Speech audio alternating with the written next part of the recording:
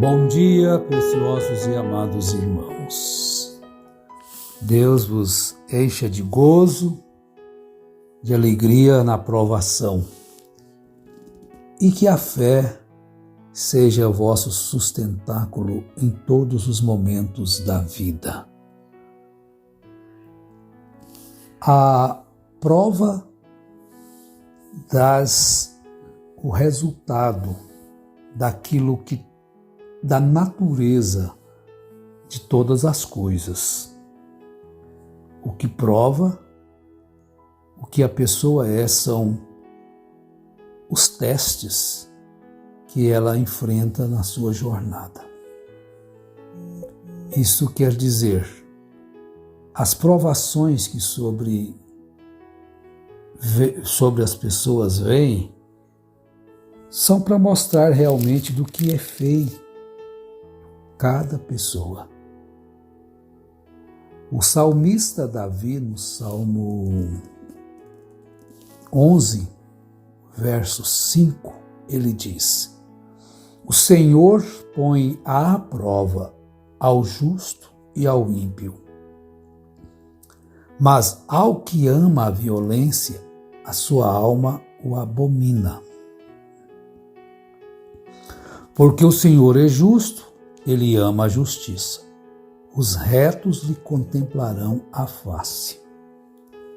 Então vejamos aqui, preciosos irmãos, que a provação é um meio da pessoa expor, mostrar, se tornar público daquilo que realmente ela é feita, que tem dentro de si.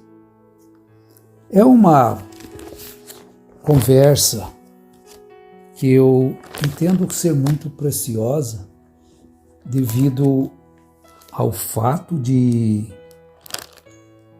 nós estarmos vivendo, ou todo o tempo da vida, a igreja do Senhor Jesus foi provada.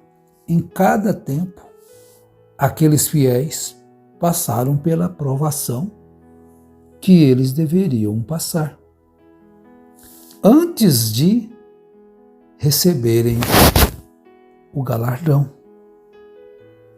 antes de receberem o prêmio, antes de um atleta ser coroado, antes de ele receber a sua medalha, ele vai passar pelo teste.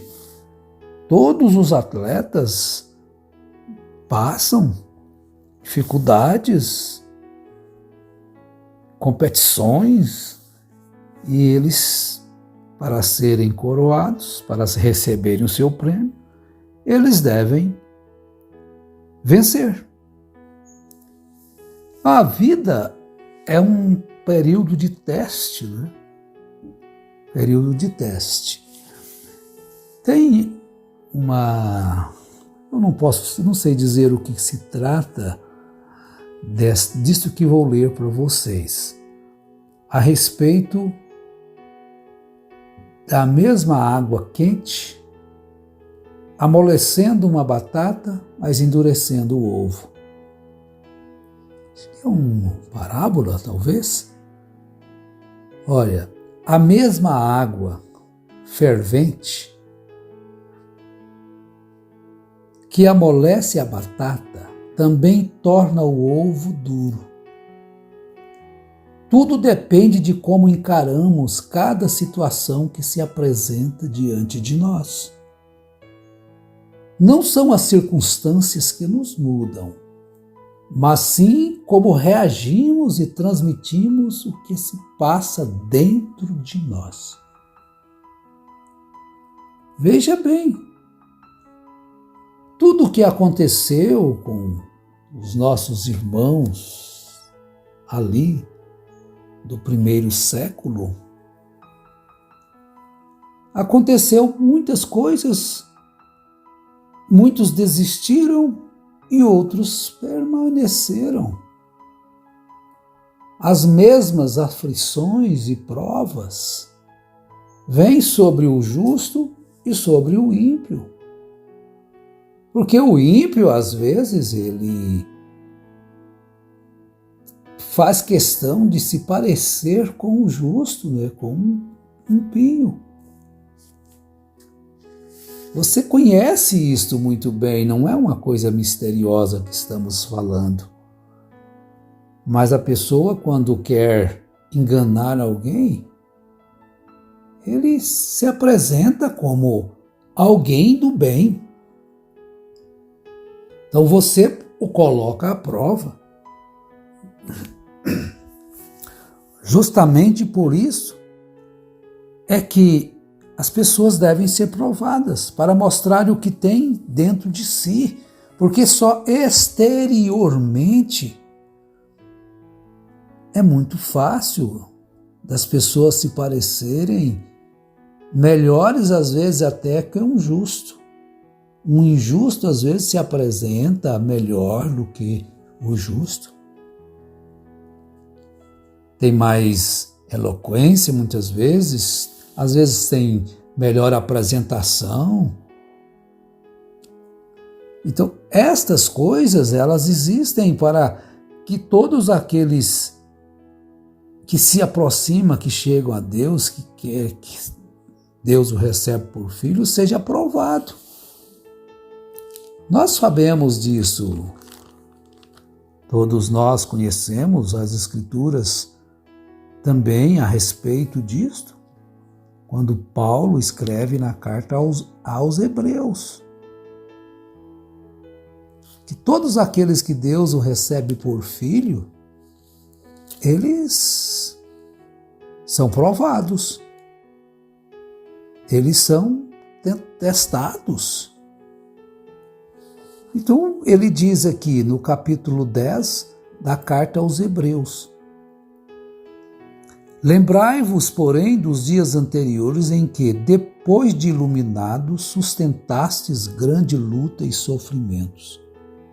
Ora expostos como em espetáculos, tanto de opróbrio quanto de tribulações, ora tornando-vos coparticipantes com aqueles que desse modo foram tratados. Então nós encontramos que Deus prova os seus filhos. E agora o verso 34. Porque não somente vos compadecestes dos encarcerados, como também aceitastes com alegria o espólio dos vossos bens, tendo ciência de possuirdes vós mesmos patrimônio superior e durável. Agora você percebe que quando você sabe o que tem ali na frente, por isso é que Jesus disse: aquele que põe a mão no arado e olha para trás não é digno de mim.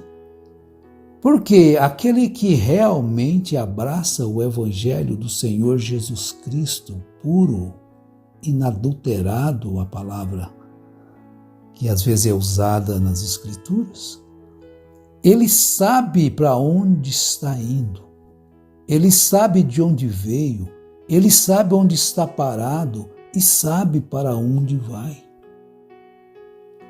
Então aqueles irmãos sabiam o que tinha. Aquela promessa que Deus fez a Abraão se arraigou em seu coração. Então ele sabia o que ele possuía. As pessoas às vezes não sabiam.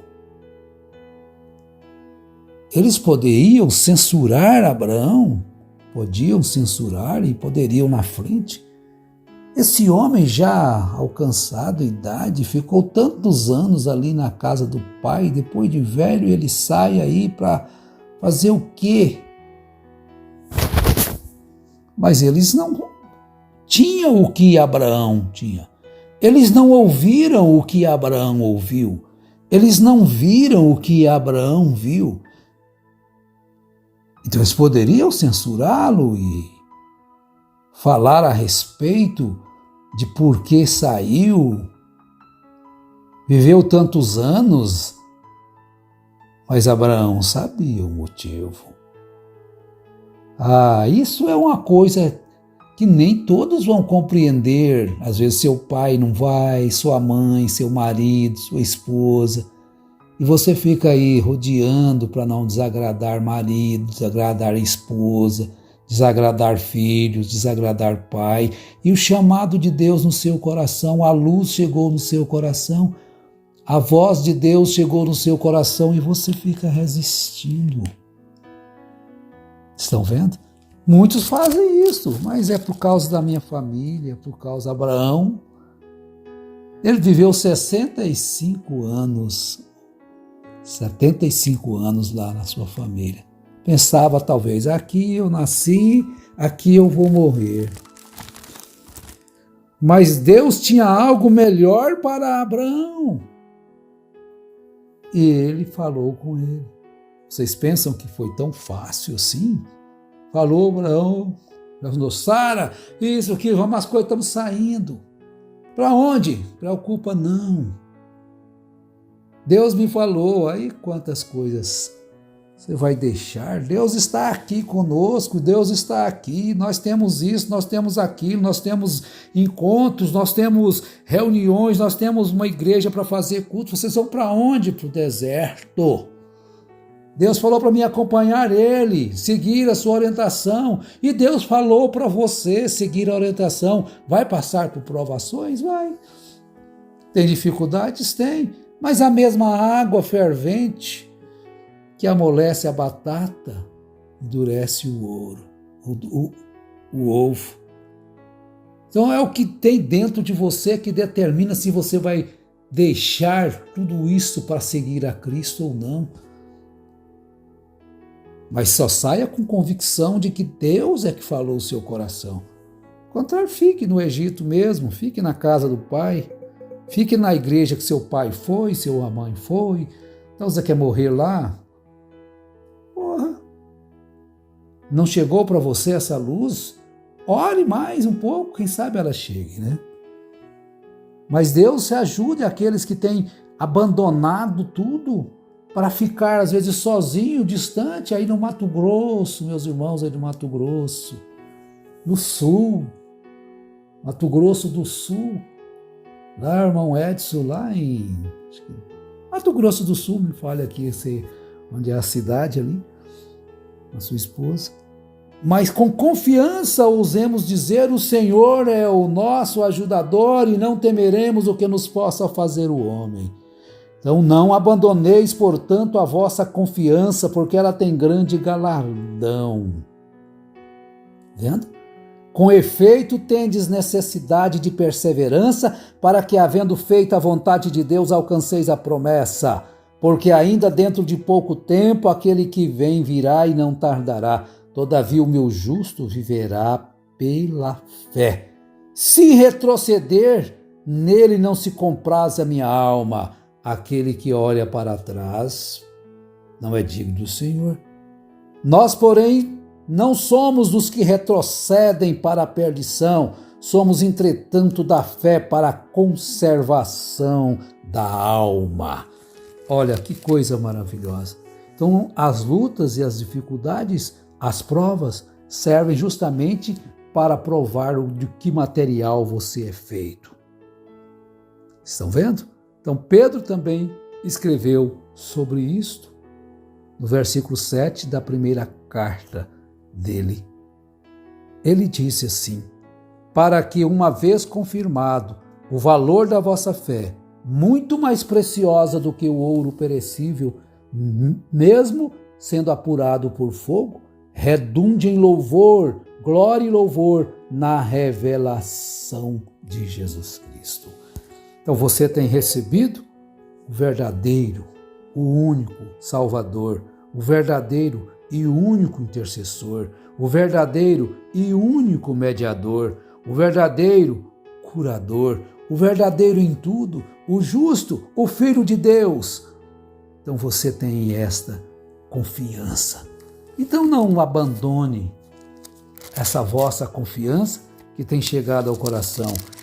E se as coisas esquentarem um pouquinho, é simplesmente para fortalecer mais a sua fé. É simplesmente para revigorar-vos e firmarmos mais nesta bendita e gloriosa caminhada.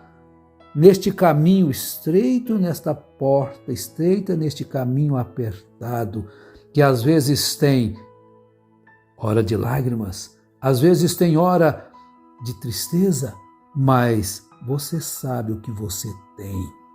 Aleluia! Abraão sabia o que tinha. Moisés deixou, pela fé, todas as riquezas do Egito.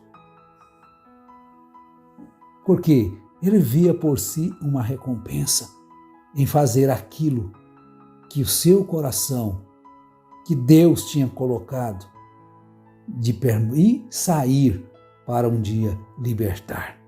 Deus, na sua infinita graça, fortaleça a você, ovelhinha de Jesus, que talvez esteja fraca, passando por momentos de aflição, até financeira.